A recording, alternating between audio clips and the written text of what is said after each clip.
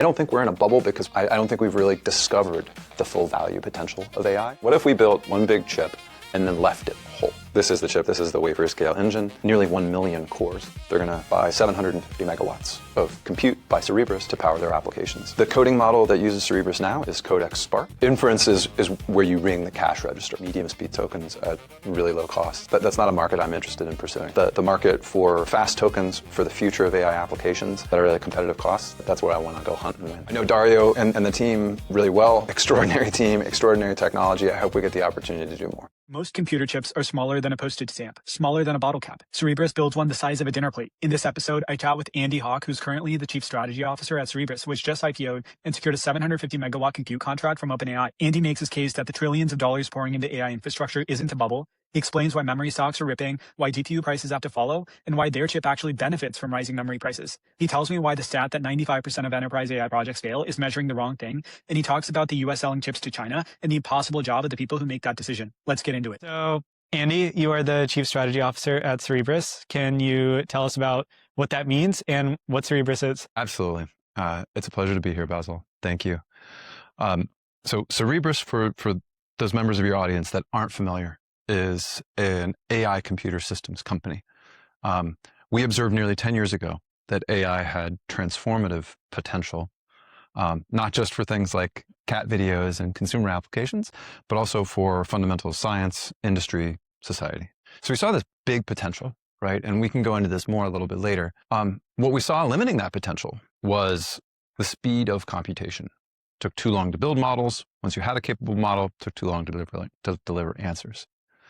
So at Cerebras, we developed a new chip and a new system that were specifically designed for artificial intelligence compute.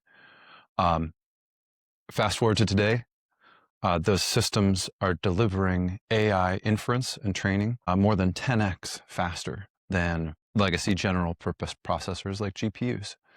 And enterprises are starting to come to us to work with us because AI has moved from being a curiosity to being existential. And once a capability like this is existential, everybody wants it to be fast. And that's where we live in the market. That's what we do. In my role, I'm our Chief Strategy Officer. I started with the company nearly 10 years ago and actually started as our first head of product. So working directly with our engineering teams, our founders, our customers to help define what we should build in terms of the hardware, where it sits in a data center, the software stack that meets users where they are, and work with the team to build towards those market and customer requirements a computing solution, hardware and software stack, that would deliver on that promise of accelerated compute for AI. These days, under the strategy banner, my charter includes product strategy, so thinking about where we want to build into the future, but also many of our largest strategic customer engagements. So think US government, think large commercial and international like G42 in the UAE, our recently announced partnerships with OpenAI and AWS, the kinds of big partnerships and big technology moves that are going to carry us from our first decade into our second and beyond. So when Cerebras started, I'm assuming that was before LLMs. Pre-LLM. Pre-LLM. Yeah. So what were you building towards back then? Like what were you thinking was going to be your customer, or who? I love that question. I mean, I think for many of your viewers, your listeners, this is going to take us back in time, right? So let's put ourselves in 2017, 2018. The canonical AI problem of that era was training convolutional neural nets like ResNet for image classification and object detection problems. So ImageNet, right? Yeah. Find a cat. Hot dog, no hot dog. 100% hot dog, no hot dog. So that, that was the problem. So it was training convnets for image problems. And at that time, that was the canonical problem of the day. But we thought about that as an archetypal problem to inform our hardware and software development. But we also knew that we didn't want to be limited about that because in some sense, we had a hunch, a hypothesis that AI was going to be transformative, as I mentioned before, but we didn't know exactly how. And so we'll get into the chip and what makes it special, I think, a little bit later. But long story short, we didn't design the chip at the heart of our systems specifically for training or for inference. And we didn't design it specifically for convolutional neural networks or transformer networks.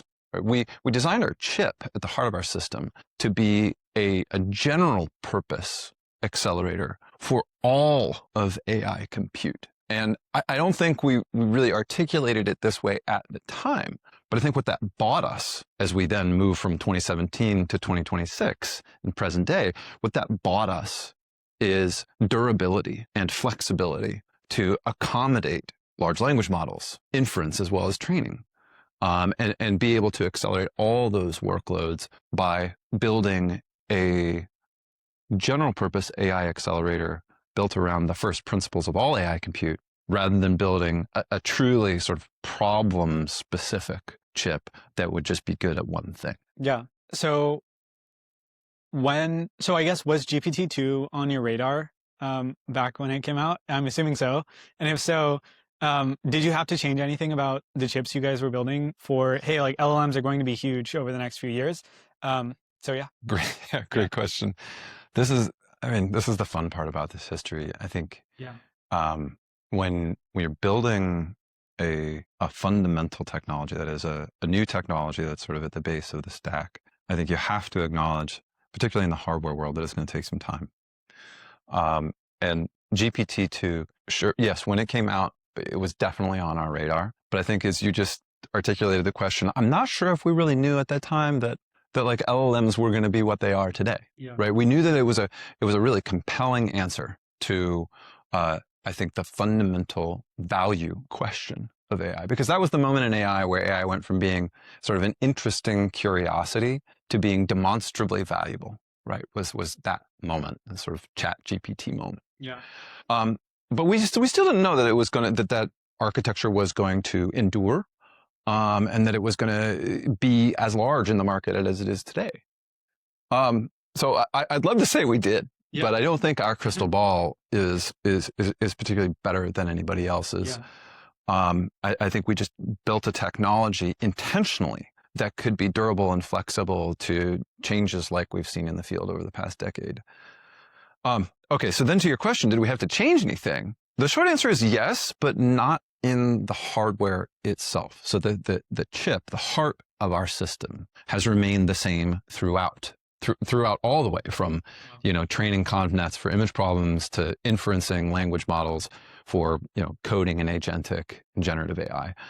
The chip at the heart of the machine has stayed the same. Generation over generation, there's been improvements, but the fundamental architecture has stayed the same. At the software level, though, that's where we were able to pivot and respond to the market. So our original systems were delivered with a software stack that was optimized for training, and that had a lower level library of compute primitives oriented towards convnets, right? That makes sense. That was the market of the day. That's what we were delivering and building for. At that time, we were also integrated with the ML framework TensorFlow, to sort of go back in time. Shout out to Google and the TensorFlow team, before PyTorch really came into the market and became the de facto ML framework for ML model programming.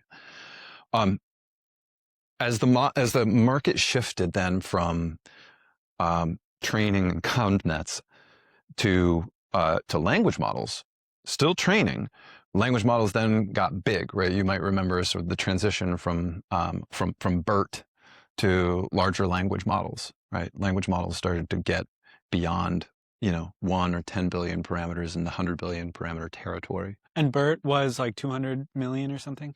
If I recall correctly, yeah, something like that. So it's still modest size by today's standards. Right. Now, a lot bigger.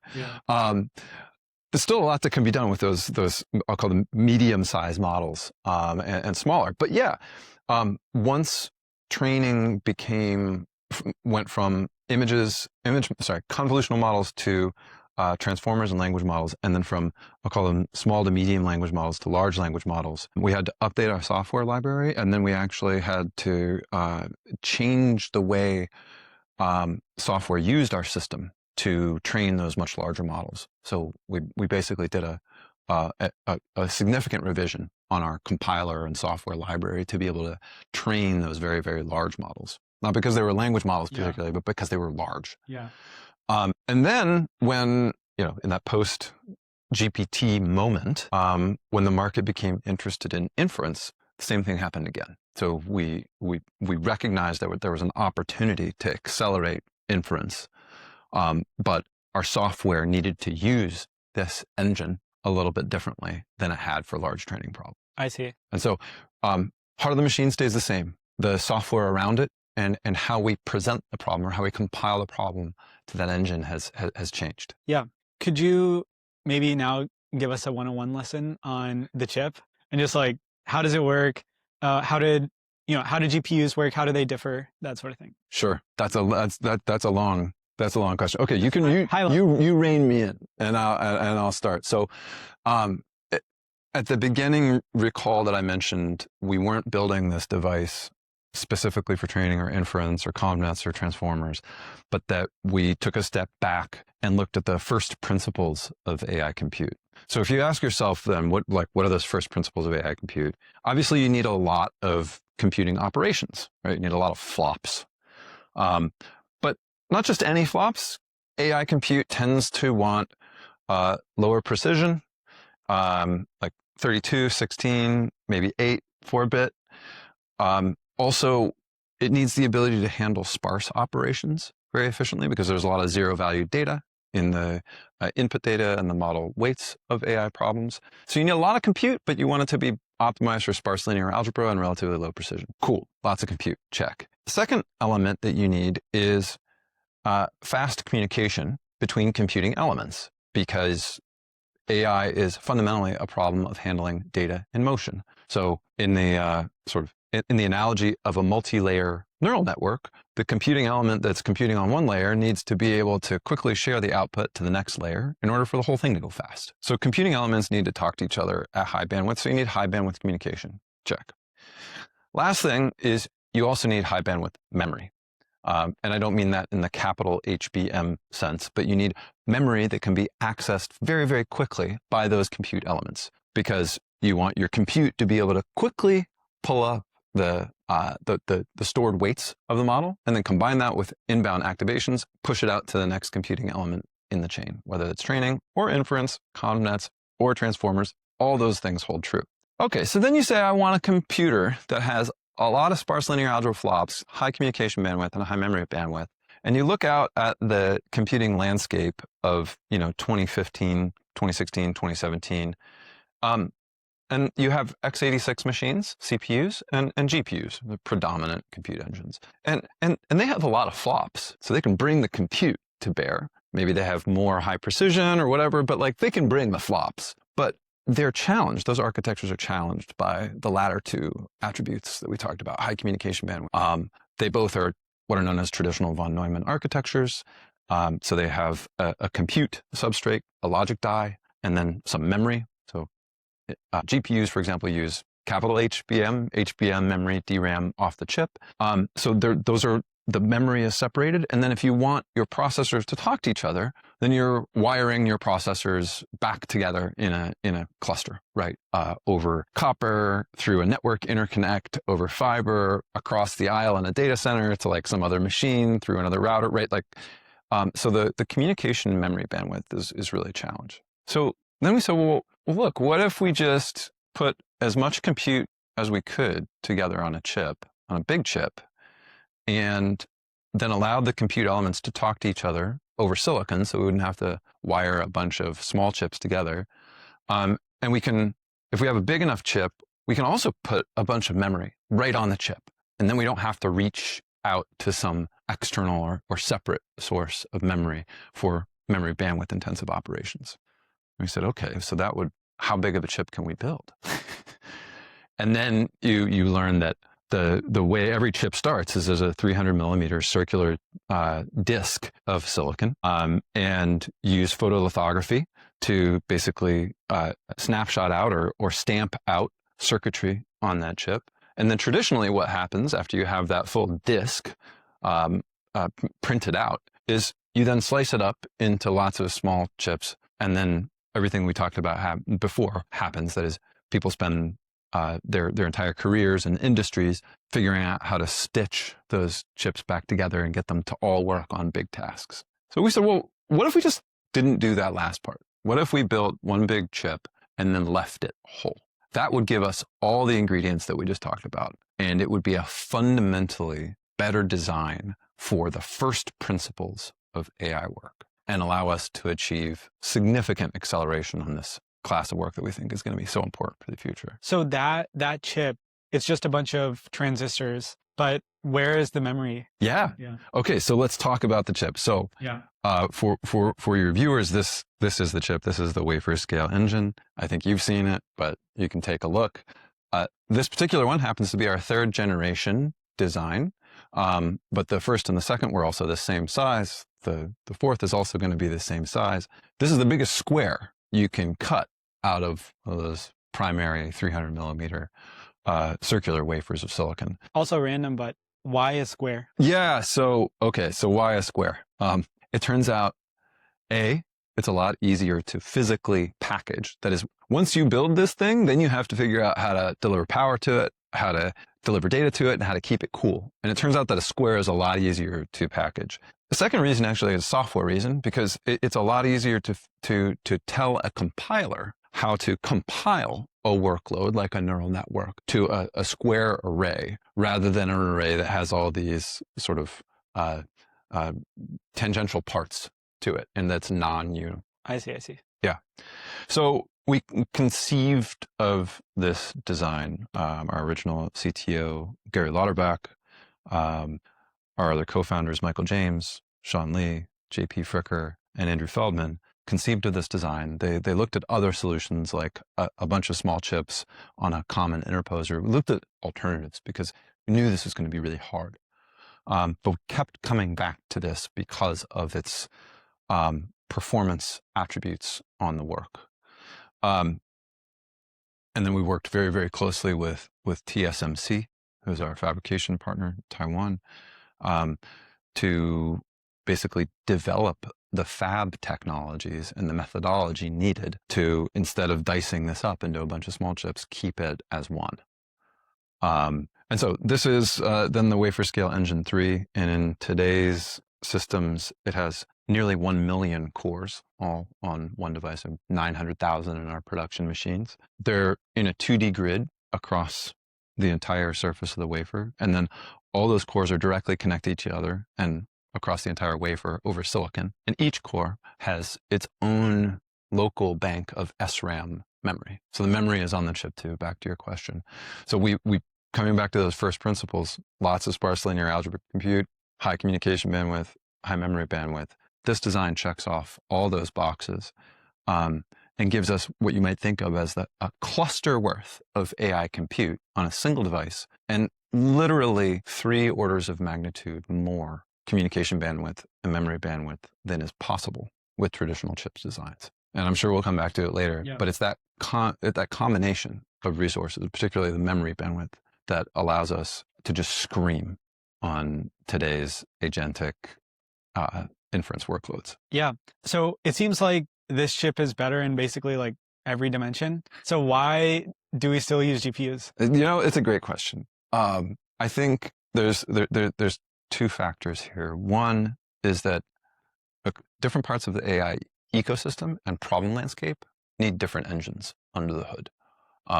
Like what people have done with GPUs in industry to date has been incredible. And there's still lots of problems that might not require blistering speed, instant answers. I happen to think that the market is going into a direction where blistering speed and instant answers are going to be the default, right? And we can come back to that as well. But I think the future of AI compute is heterogeneous, right? There's going to be different kinds of compute engines that answer different problems, just like the compute industry today. But I do think the market needs a different and faster solution for AI training and inference, and that's what we've built here. I think that the second thing, honestly, that was a challenge and opportunity for us in the beginning was just building a software stack to meet users where they were. right? This is a very different kind of device. We couldn't use existing compilers, existing software libraries. We had to write, our team had to write the software to make this device easy to program and use. And as we fast forward today, it is, right? We meet users exactly where they are. For training problems, you can program the machine in standard PyTorch.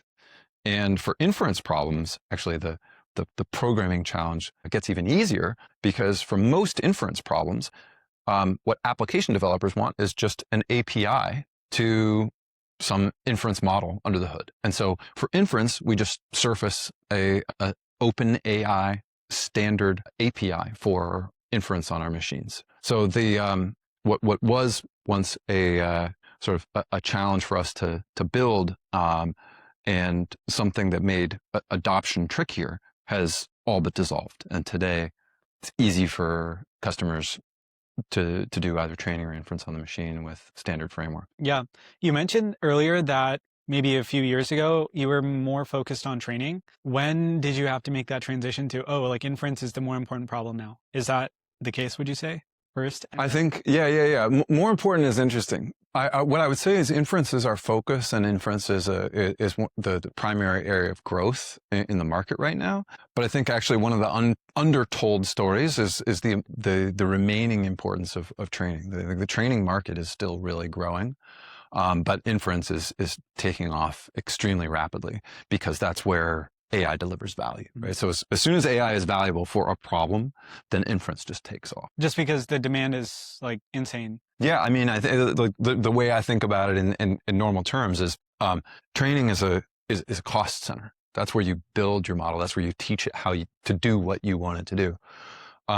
Inference is a value center, right? Once the model does the thing you need it to do, or the thing that's valuable for you or your end users, inference is where you ring the cash register. Right. And so that actually goes back to your question. When did we make that shift? We made that shift to start building the optimized software stack and our cloud services for inference when inference started to become the predominant problem in the field. So that was probably about 18 to 24 months ago. Yeah. And would you say most of that usage right now is coding? Yeah. Most of the usage right now is coding. So I think the other areas where we get a lot of usage are voice models and reasoning models for various chat and assistant applications. And timely that you're here today, we actually just launched today a private preview of Google's Gemma 4 DeepMind model, which is a multimodal model. The open source? Yeah. And it's, so private preview today, and we'll come to this later too, but like all the models that we bring up, it is now the fastest frontier multimodal model on the market. We're serving Gemma 4 at 1,500 tokens per second. It's 10 times faster than any GPU implementation, and 15 times faster than something like Claude's Haiku model. So yes, I think where there's a massive value center for a lot of our customers today is fast coding agents, where speed equals software engineer productivity. But I think that will remain very likely into the future. But I also think in the future, things like agent applications for other workloads, multimodal workloads, AI for science and security applications, right? These are all sort of just over the horizon, and I think are going to be really exciting areas for fast inference in the future. If you had to make a prediction on, the next couple of years where the share of usage is going to shift, do you think that coding is still going to be the biggest share in, 3 years? Or do you think life sciences is going to be that bigger share, voice, whatever? So you're saying I do have to make a prediction? No, look, I often joke I'm a recovering physicist. I think it's a reasonable hypothesis.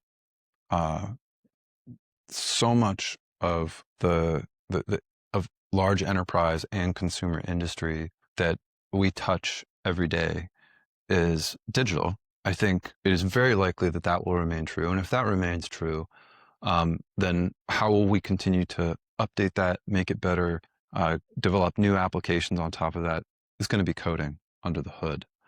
And so I think that's a durable application. Whether it remains the predominant application in 3 or 5 years, I just can't wait to see what people will build. So I don't want to rule anything out. Yeah. You know? Okay, cool. So I want to shift the conversation a little bit to everyone saying, oh, there's like an AI infra bubble going on right now. Do you agree with that? Disagree with that? You know, all the big hyperscalers like Google or whatever, like I guess combined, they want to spend trillions of dollars over the next few years on AI infrastructure. So how do you reconcile those two things, that on the one hand, everyone's saying that, oh, we're in a bubble. On the other hand, these huge companies who are supposed to be the most sophisticated buyers in the world are spending a lot of money on this stuff. So yeah, like, how do you think about that? Okay. I think people are investing behind a massive demonstrable value. That's what I really think. Is it big, and have those investments sort of come online quickly and grown really rapidly? Yeah. Will there be a settling in the market? And I don't necessarily mean like a correction, but will there be a settling out or a reconciliation where some investments pay off and others have to be redirected? Yes, that's how markets work. But I don't think we're in a bubble, because when I think about a bubble, not an economist, when I think about a bubble, what I really think about is a value that's inflated beyond the inherent value of the underlying technology, product, services, assets. And I don't think we're there with AI. I don't think we've really discovered the full value potential of AI. And so I think these really sophisticated organizations that you mentioned, some of whom are our partners, I think they're investing into and ahead of a legitimate value hypothesis. And a lot of what I heard is basically you're not able to build data centers fast enough to service all the demand. So is that a problem?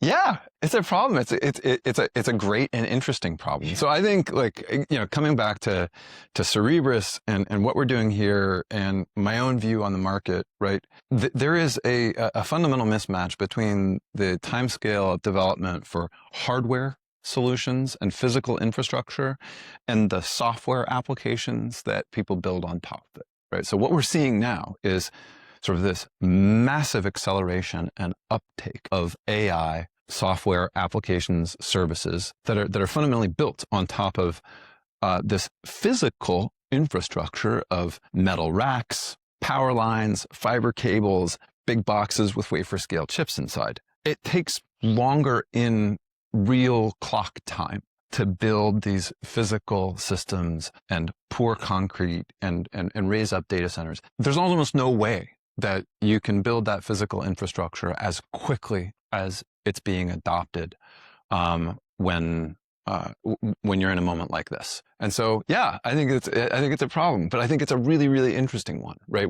At Cerebras, we happen to, I think we did get ahead of it a little bit, but recall that we started this project almost 10 years ago, right? With seeing that we would need to invest for years in order to build the right instrument for the future of this work. So we knew we had to be ahead of it because we thought it was going to be big and important, and it was different enough to be valuable. We also knew it was going to take time. And to be candid, I think we as an industry probably didn't have that same lead time opportunity with inference in the post-chat GPT moment to like get a head start pouring concrete and building data centers and developing like thoughtful energy strategies for global infrastructure. So I think we're as an industry, I think we're playing a little bit of catch up right now. Yeah. But I'm optimistic on what that means that our sort of community of innovators around us are going to create, right? What that challenge puts pressure on creative people and investors. And we're starting to see people develop, for example, novel energy solutions, storage and generation. We're starting to see people come up with, clever approaches to reuse physical facilities and finance data center expansions, right? Like, so I think it's a problem, yes, but I think it's a challenge that is going to be really exciting for us as a community to solve. And I'm smiling because I think if we solve it, then we get together to see this potential of this technology have some really, I think, positive impacts on the world. Yeah. So I guess one of those bottlenecks is data center development. The other one is memory. I think a lot of people are, seeing all these memory stocks just blow up. Yeah. Why is that happening? Like, why is there a shortage of memory?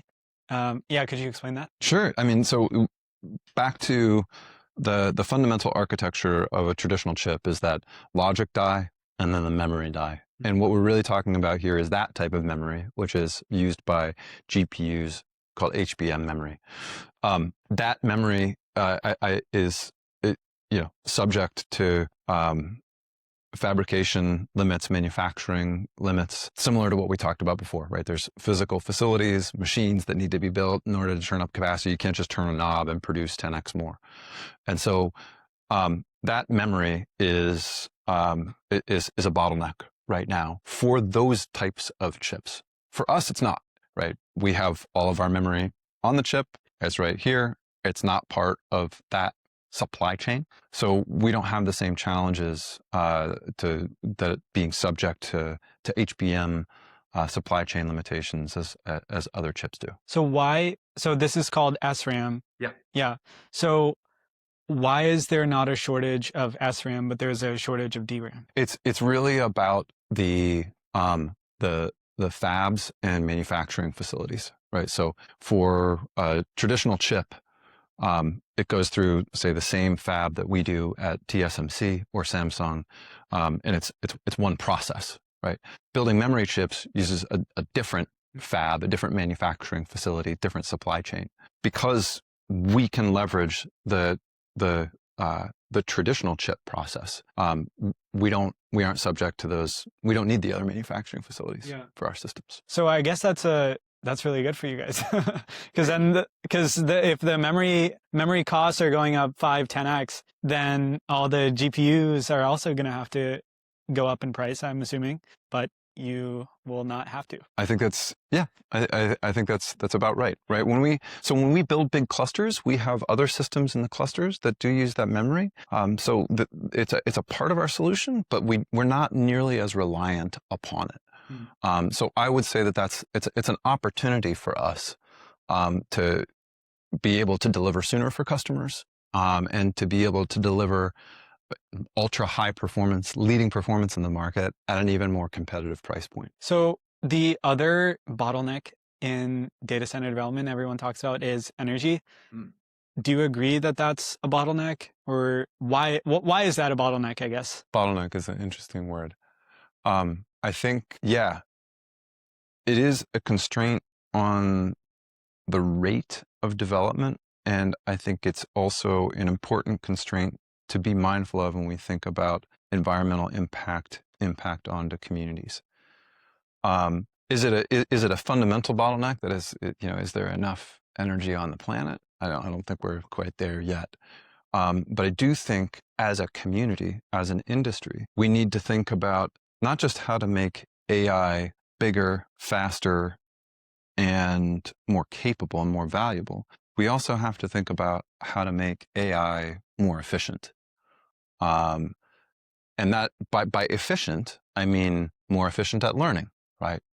Using maybe fewer weights to learn the same thing, or using fewer compute flops or watts to learn the same thing, or less data. So more efficient learners. But I also think we need to make AI that is more efficient in terms of execution and output. So we need more efficient chips for that, and we need more efficient ways to deliver energy at scale, whether that's through updates to the grid or improvements to energy storage in communities and at large data center facilities, or if it means changes in how we generate, whether that's things like small modular nuclear reactors, or dare I say it, data centers in space, where you have all the energy of the sun pouring down on solar panels, right? So I think that in that world, right, we're very much a part of the solution, because by building this big chip, not only are we faster, but we can also save energy on things like communication of data and memory access,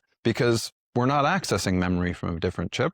We're not pushing data between two different chips in a cluster meters apart. we're accessing data from our own SRAM on the same chip and pushing it microns and nanoseconds from core to core. So we're a part of this solution, I think, but as a community, and I think this is what a lot of sort of folks that aren't in this industry are probably thinking about, we also need to think about how to deliver energy more efficiently, make this whole process more energy efficient, and really think of it holistically as a problem. So I do think it's a bottleneck, but not in the way that it's a sort of a fundamental limitation, but in the way where we need to figure out how to build more efficiently and deliver this capability more efficiently, particularly per kilowatt hour. Yeah. So I want to shift the conversation a little bit to like you building your own data centers. Are you guys building your own data centers, or why is that? Why is a chip company making their own data? Yeah. So to be clear, I often joke that working on this at Cerebras on the wafer scale engine in our systems, I never thought I'd learn so much about plumbing. Our systems are water cooled, so when we deploy to a data center, we take water, cool water, we push it across the back of our wafers inside the machines, and that allows us to keep the chip cool. As a result, we have a bunch of pipes running through floors and ceilings, and we have to think about how to keep the water cool. Sometimes things leak, so there's questions about plumbing, and that turns into conversations about things like joint connecting pipes together and wrenches. It's a real physical infrastructure problem.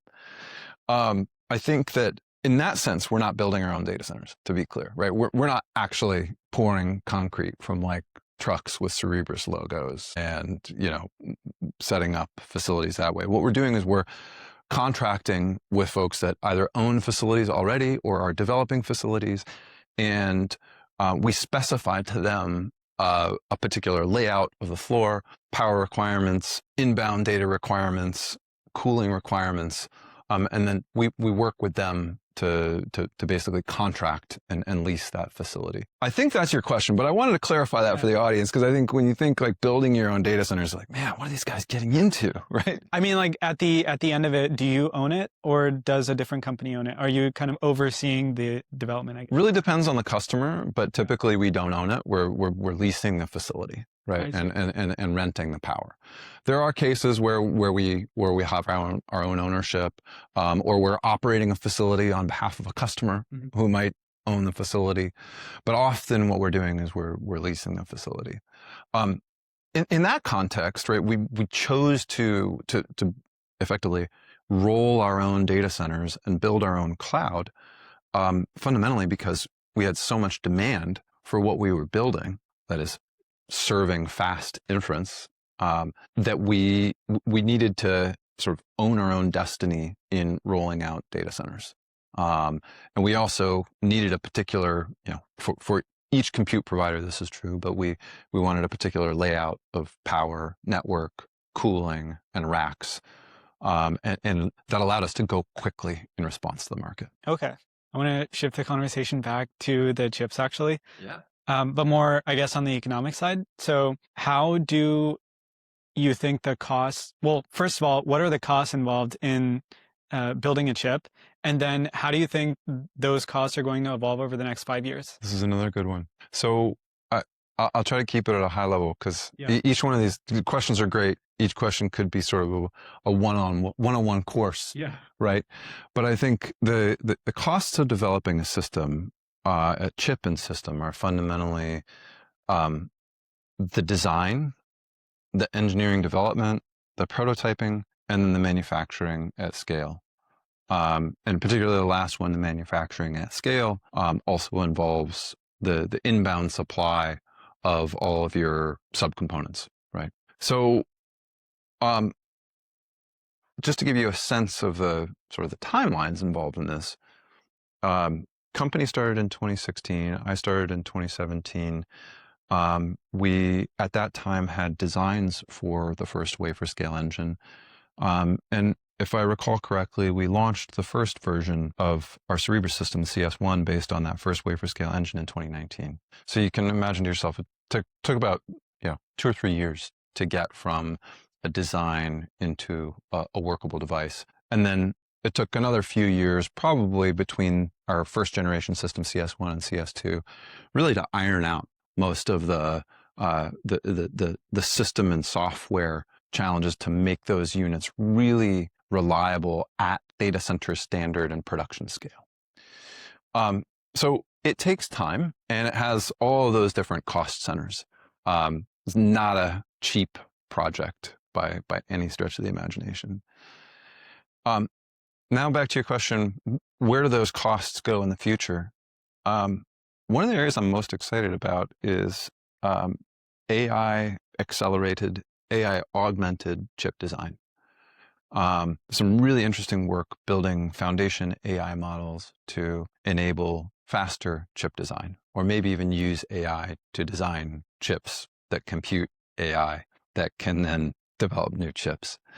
So that area of chip design, I think, is one that is, in some sense, ripe for acceleration and potentially ripe for cost or barrier to entry reduction in the future of computing. I think once you have a chip design, even if it's faster and cheaper than it was before, you still have to figure out how to package that device. That is, bring power, data, cooling, put it on a board that integrates into a system that can go into a server or a data center rack.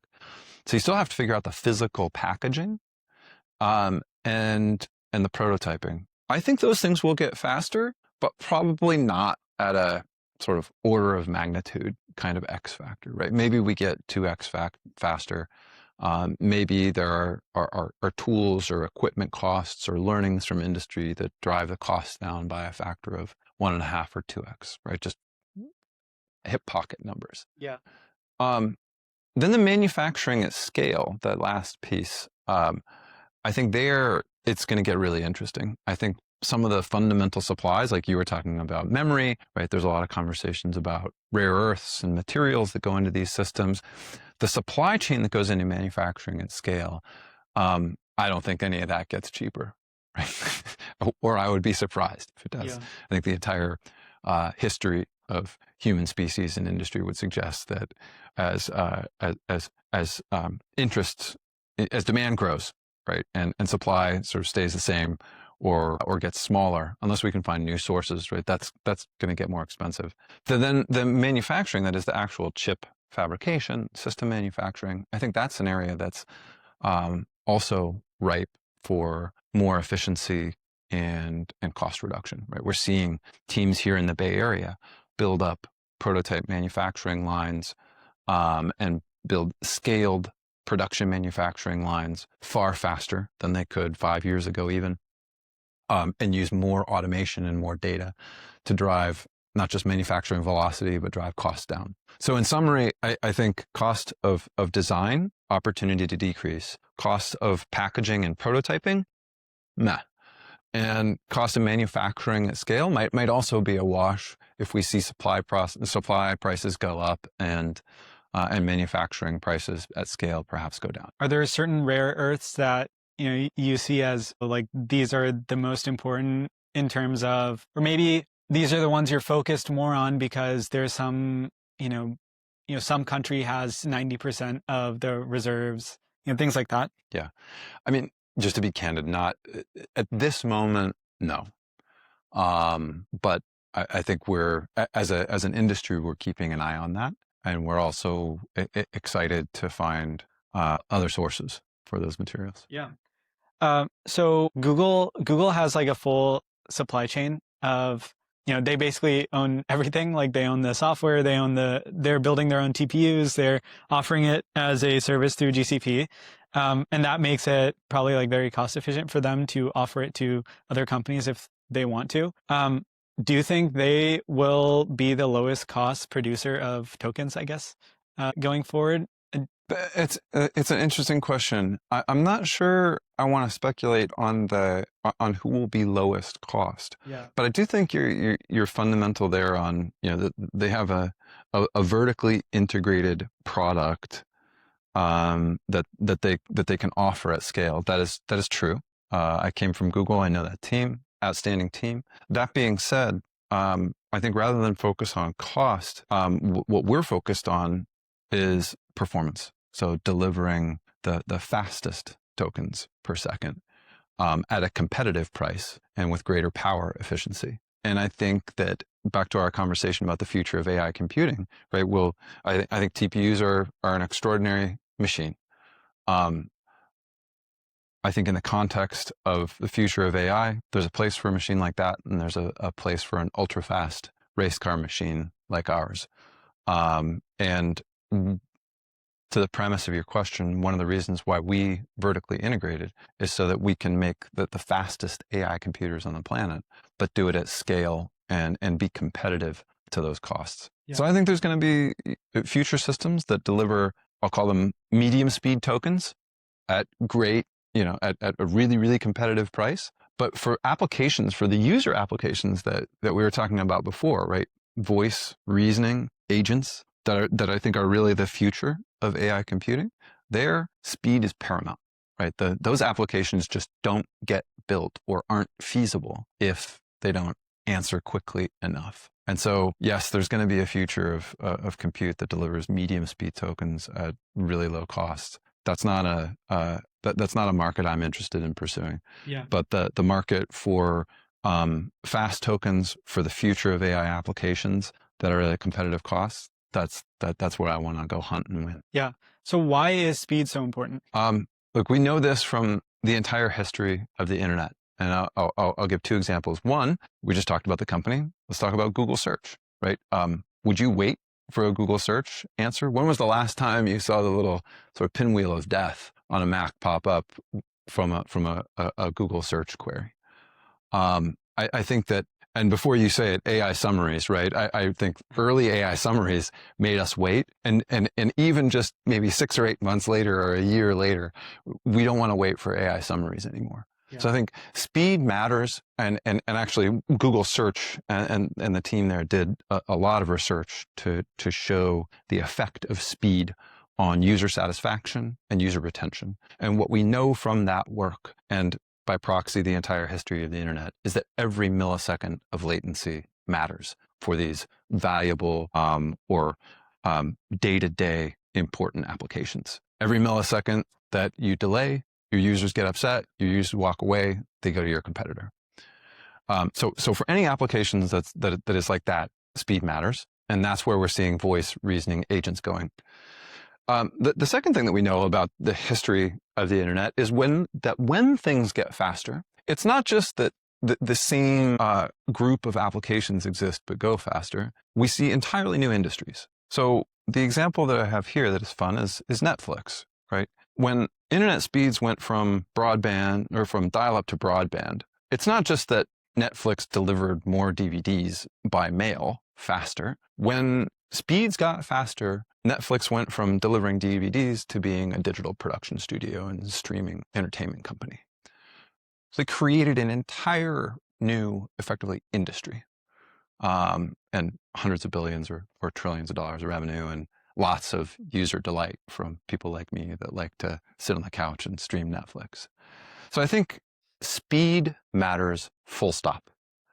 And when we're working with customers today, like OpenAI, AWS, Cognition, Notion, in those areas of coding agents, voice agents, reasoning models, they know, our partners know, that if they can deliver output and answers to their users faster, their users will be happier, more creative, more productive, deliver more value, and use the product more. And honestly, that's why I'm so excited about where we are in the market and to see what our customers are going to build on top of our systems next. Yeah. So on the OpenAI deal, could you talk a little bit about that? So is it when I use Codex and I see that they're offering me 2x faster speeds for twice I forget the cost for it, but is that 2x faster speed option using Cerebras on the back end? Yeah, so we're building, I'm happy to talk a little bit about that. We have a great partnership with OpenAI.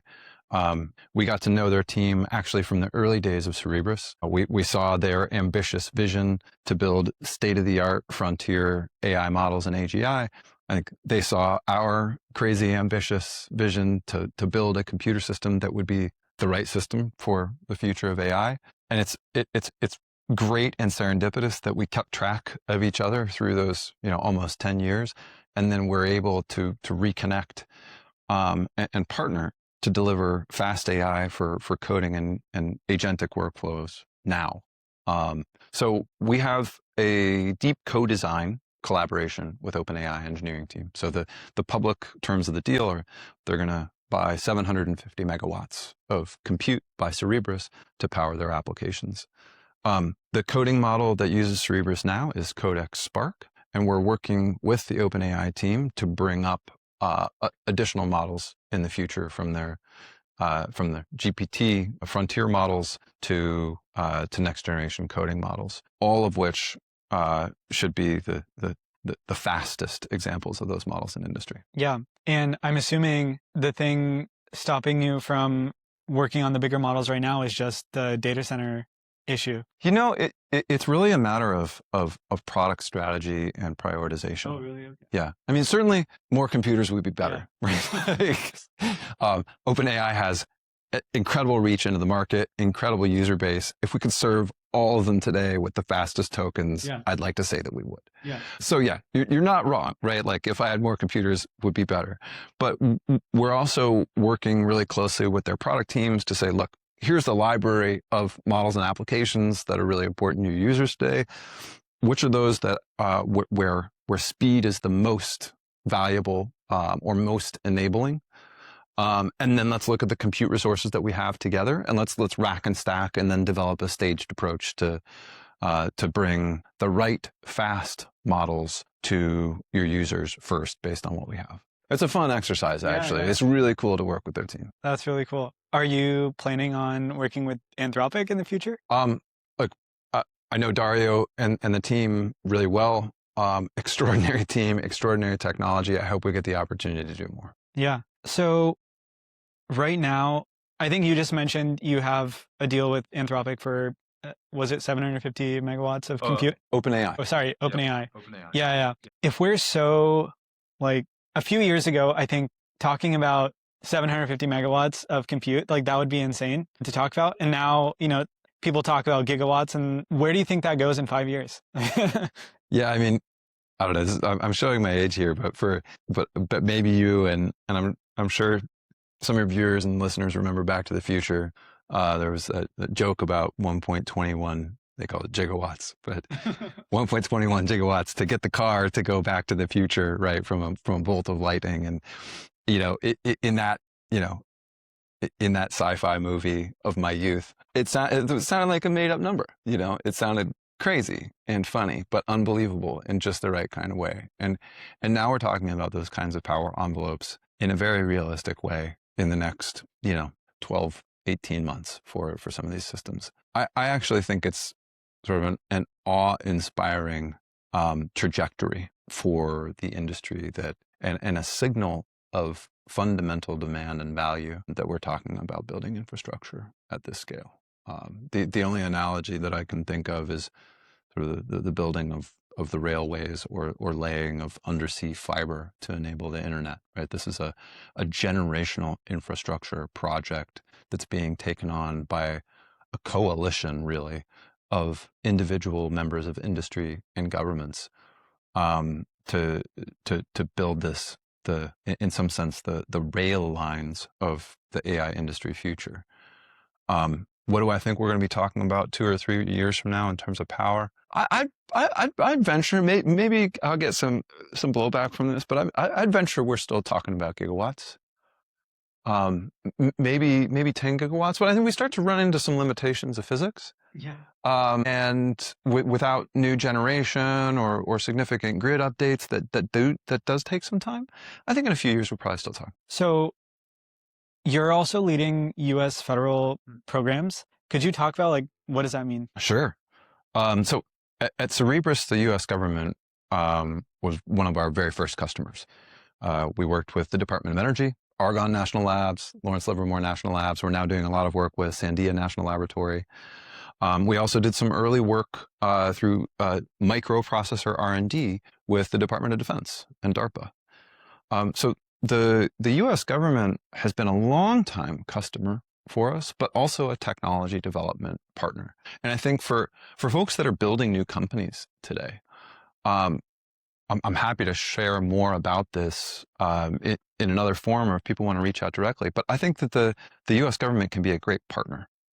Many organizations within the government actually have the charter to be early adopters of new technologies. In our case, the Department of Energy, who builds world-class supercomputers for scientific simulation, also has the charter from the US government to be an early adopter of new computing technologies, so that the government and its research scientists can sort of get an early peek at what industry is building and participate in it, and also inform its development so that it can contribute back to science and society and public interest. Maybe I'm dorking out a little bit too much over it, but I think that that's a really, really incredible mission and function that the government plays. And for people that are building new deep tech or other technology startups, I would say, look, don't be afraid of the government. Lean into the government, and there may be ways that they can help you get revenue or get access to technologies or partners that your industry partners may not be able to. So at Cerebras, government has been an early customer and a great technology development partner. We're currently working with different parts of the US government on future I/O or interconnect technologies, as well as future memory technologies, coming back to what we talked about before. So we're continuing to do work with the government on those kinds of projects. We are also a part of the US National AI Initiative, which is called Genesis, which in summary aims to build AI computing infrastructure to fundamentally accelerate how we do scientific discovery. Everything from biology and life sciences to physics and chemistry and drug design to space and the environment. It's an incredible mission, and actually I think it's something that the US needs to do in order to keep pulling industry forward and help us as a nation and as an American industry lead in this technology that in some sense we had a big hand in inventing, right? In other words, if we want to continue leading and extend our leadership of AI technology industry in the world, it's going to take a big initiative from leadership in the country to do it. So we're a part of the Genesis program. And we're also working with the Department of Commerce to figure out how to take what we're building here in the US with fast AI wafer scale systems and Cerebras supercomputers and figure out how to package that with other US AI technologies and quickly and easily export those technologies to friend and ally nations. So that's where our work with the federal government also intersects with international sovereign initiatives. That is, how can we enable our friends and allies with world-class AI technologies that are built in the US? At least for me, I'm a believer that we get closer to realizing the full and positive potential of AI if the right AI computers and AI technologies are in the hands of more, not fewer, organizations and countries. So one of the reasons that I'm at Cerebras is to build that right AI instrument, build that right AI computer, and then put it into as many developers' hands, as many organizations' hands, companies and countries' hands as I possibly can. Because if everybody can build faster, then we're much more likely to discover that next great thing that fundamentally changes our health, happiness, ability to do work, productivity, than we would be if all these computers just lived in one place. So the work with the federal government helps us do that and helps us get access to foreign markets. Cool. What are some of those projects that you're working on to export to foreign markets, if you're able to talk about some of that? Yeah, absolutely. So this is, so there's actually a new, relatively new program led at the US federal level by the Department of Commerce called the AI Export Tech Stack. And so that project is basically the US government providing a framework for industry members to come together, define a common stack or a menu, if you will, of AI technology solutions. And then the US government will work with industry to streamline the export policy for those so that industry members can quickly package and sell and export those technologies to friend and ally nations. That's the sort of the general overarching goal of that program, and where we fit in as a technology provider. and partner. And we're also helping the government define what that stack looks like and what the menu of solutions might look like. For us, though, that's actually strongly informed by the work that we started 4 or 5 years ago now with our strategic partner in the UAE called G42. There's lots of information out online about our work with G42, but long story short, they came to us about 5 years ago and we wrote together an MOU, a memo of understanding, that articulated a vision that they wanted to build world-class supercomputers and world-class AI models in Arabic language, in health, in science, in finance. And the MOU was that we would do this together. Fast forward to just a few weeks ago when we had our IPO, I was sitting down with the CEO of G42 and we were reminiscing a little bit that we wrote that MOU and all of it came true. We have built with G42 as a commercial national champion for the UAE. We have built for G42 world-class supercomputers.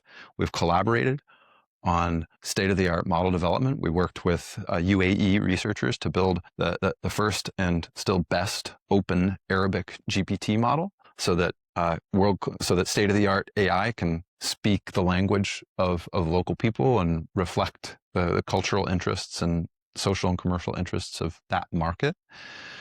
We've worked with their healthcare teams to build state-of-the-art AI healthcare models. That work, I think, was reflected this ambitious vision of the UAE to be a leader in AI technology. And I'm humbled to say that I think we played a helpful hand role in bringing them onto the world stage and where they are today. And I think if we can do that for more of our international partners through, for example, the current U.S. Department of Commerce program, then we're all winning. Yeah. Is it easier to build data centers in the UAE than the US? Is it faster? It's a good question. I actually don't know the answer to that. Let me put it this way. I'm looking forward to seeing how fast they can build data centers. What's the most surprising thing about working with governments? Is this your first time working with governments? No, actually for the past 20 years. So I used to work at Google. Before that, I was building satellites. And before that, I was building image processing algorithms and software for environmental surveys. And in all cases, actually, I was working with governments. Oh, wow. But I think what surprises me most here, and in AI particularly, is I think some governments are really moving fast. And by design, moving fast is not a thing that most governments are good at, right? In fact, I think as a citizen, you generally want your government to be deliberative, right? And fair and thoughtful and take its time. But I think some cases velocity really matters. And I think emerging as a leader or developing state-of-the-art AI, velocity matters right now. And so I think the surprising thing is seeing some governments really, really lean in. I think UAE is a great example of that. I've been thrilled to see over the past 12, 24 months how the US government has sort of put the proverbial pedal to the metal on AI.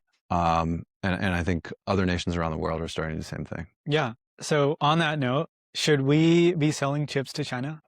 As you know, that's a complicated question. We've had the opportunity to work with China in the past, sell chips to China in the past, and we decided not to. I think there's an incredible developer market. There's an incredible research market in China that I think as a society, we would love to see go faster. I think if we can answer some fundamental questions and come to agreement collectively on things like security, then we absolutely want to be able to work together. Yeah. I've heard some people say, hey, we should sell to China, but we maybe shouldn't sell our best chips to China. What do you think about that? Dude, I also work pretty closely with the part of the Department of Commerce that administers export policy. It's called the Bureau of Industry Security, BIS. Huge shout out to the people that work in that part of the Department of Commerce. They have what I think of is probably one of the hardest jobs on the planet, because at the end of the day, they are charged with balancing U.S. national security interests with the interests of U.S. industry and our economy, right? So on one hand, you might say, open up the floodgates, sell everywhere. It's good for industry. It's going to be a boom for our economy. On the other end of the spectrum, you might say, we have fundamental questions about how these chips are going to be used. That could threaten national security, or we just don't know. So let's just stop for now. Both of those endpoints have challenging consequences. So finding the right middle ground for any given global geopolitical state of play on any given day is incredibly difficult, right? If you hold back too much, you over-incentivize the development of competitors. If you deliver too much, what security might you put at risk? It's almost an impossible problem to solve. And so I think the nuance of getting that just right is incredibly difficult. I will not claim to have the answer of what is the right thing to do. I think, as I said before, if we can answer those fundamental questions about security, if we can have the right diplomatic engagement, if we can agree on the markets, we would love to be able to help the folks that are working on fundamental science AI, new commercial AI, new open source AI in those markets go faster. Yeah. So what are your thoughts on Europe? Everyone says, hey, Europe is so far behind. Their policy is, or there's way too much regulation, way too much taxation. Have you guys worked with Europe? Yeah. And where are you seeing that headed over the next couple of years? Yeah, in fact, I'm going next week to Germany to a conference called International Supercomputing, where we're going to be sitting down with European owners of state-of-the-art government public sector supercomputers, but also owners and developers of new commercial AI infrastructure and data centers. We have a long relationship, an extraordinary system and partnership with EPCC, which is the supercomputing center in Edinburgh, Scotland. So we actually have systems in Europe. We also have systems in Germany. And we are working to deploy data center for our commercial inference services in France. That's all just context. Back to your question, I'm trying to encourage European AI infrastructure developers to think differently and move faster. I do think that there is an awesome opportunity. I think back to our conversation about government, I think European governments are trying to be really deliberative and make the right choice, which is typically in the interest of the population. But I think right now industry is moving faster. And if they also want to lead as friends and allies, I want to encourage them to move faster. And so that's one of the soapboxes that I'm going to be on next week is as a community, let's think a little differently about AI infrastructure, right? Not just GPUs. Speed matters. Where speed matters, there's solutions like ours. But also, how can we help you move faster? Whether it's through commercial data centers or public supercomputing project. Cool. I want to shift the conversation. This is going to be like the last couple questions. Yeah. What predictions do you have about where enterprises or how enterprises are going to be using LLMs over the next couple of years? Like right now, maybe coding is a I mean, I guess we talked about this a little bit. But we talked about it a little bit before the podcast too, that right now AI is showing this massive potential, and clearly there's a value proposition to be harvested in coding. But how we as a community build those tools to put them in the hands of enterprises so they can use them at scale, that's a really tricky nut to crack. And so I think even in coding today, we see massive adoption, massive value, but we still see large enterprises like sort of figuring out how to adopt it at scale, right? How do we integrate these tools with our workflows? How do we integrate these capabilities with our current teams, right? So I think step one is we will see enterprises working with industry to adopt things like applications like coding and fast coding agents like those on our systems at scale. So step one is like increase adoption, right? Or absorption of that capability. I think then once that gets in, what we're starting to see from some of our partners in enterprise is development of new I'll call them domain or industry specific models, right? Maybe it's not a language model for coding or chat, but maybe it's an LLM or a sequence style model for drug development, or for material design, or an AI model for physical industry, for, say, manufacturing, to, say, control robots or analyze data off of the manufacturing line.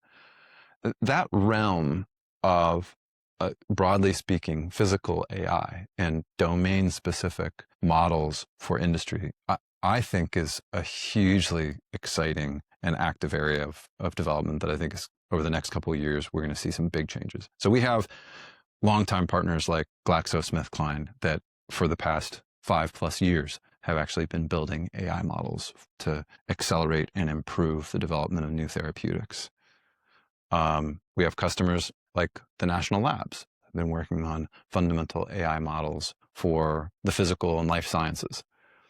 I think that area, beyond coding and chat bots, assistant style capabilities, and consumer agent models, I think that area of physical AI is going to be big over the next couple of years. Another tangential question off that. Why do you think, like, you've probably read those stories that, hey, like 95% of enterprise adoption projects for AI are just failing? Why do you think that is? In some sense, I think they measured the wrong thing at the wrong time, right? I think those studies, it's important that we measure sort of value return, but I think it's far too early to ask that question really at scale, or not really to ask the question at scale. You can ask anytime. It's too early to come to that conclusion, right? The way that enterprises typically trial and then adopt and scale technologies takes 12, 18, 24 months, right? Or longer for some big enterprises, especially if that enterprise is the government, right? You start a pilot, you run maybe a series of pilots. It's intended and known that maybe 8 out of those 10 pilots will not show results. But then you have some subset of those pilots that show positive results. You expand the trial audience. You start to scale it up. Only after you scale it up, and then maybe after a year of it operating at scale, do you actually start to see returns, right? That's how sort of the life cycle and time scale of enterprise adoption of new technology works. And like I said, I do think it's important to ask the question of, are we getting value out? But I think it's a little too early to come to that conclusion. Yeah, I mean, to me, I definitely see a lot of people getting value, especially startups are definitely seeing that they're creating value. I think the problem with enterprises is maybe they're a little slower to adopt than like startups. So yeah, and exactly what you're saying, right? You have to run 10 experiments, 2 of them are going to work out, and then you just scale it. So, yeah. And it's funny, right? Like I think I like where you're going with that, and I was chuckling about like the problem with enterprise. I happen to like working with big enterprises because they have incredible reach, right?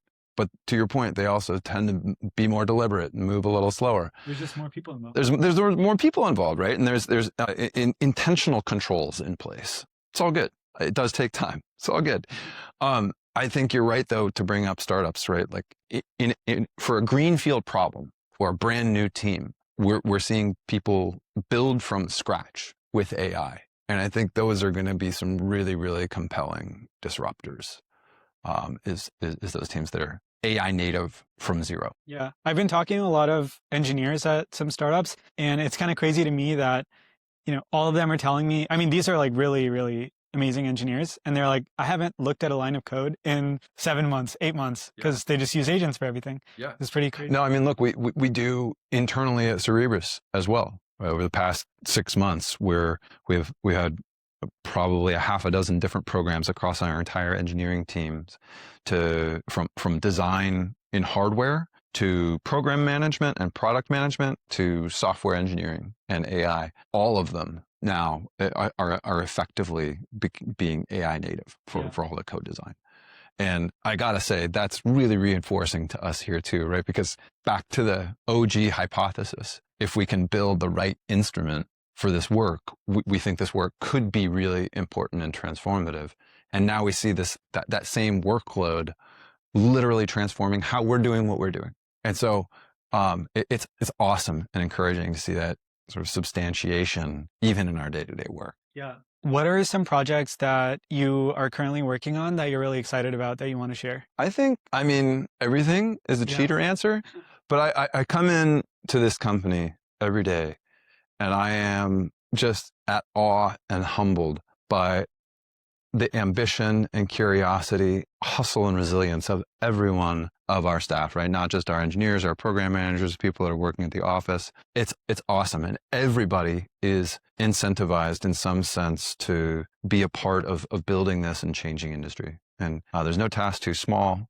And there's no vision that's sort of too big. And so across the board, I'm excited, from model research to software development and systems. But I think what came to mind immediately is it's also really cool to work at a hardware company, because for those of us that spend most of our time in front of a screen or working with documents or PowerPoint or, God forbid, just spreadsheets, being able to take a break and like walk into the back and see people turning bolts on things and see the things that you're creating in a digital realm actually take shape in the physical world, that's it's an incredible opportunity. So I think, to your question, I'm really excited about our future hardware, actually. At the end of the day, we are a hardware company. Yeah. And so we are on CS3 now. You can imagine that there is a 4 and a 5 and more beyond that. I think what we've seen from the market is that there's extraordinary value in fast inference and fast training. In some sense, I think we've proven out the value and burned down the risk of the wafer scale processor. I'm really excited to see what we build in our next generations to go faster.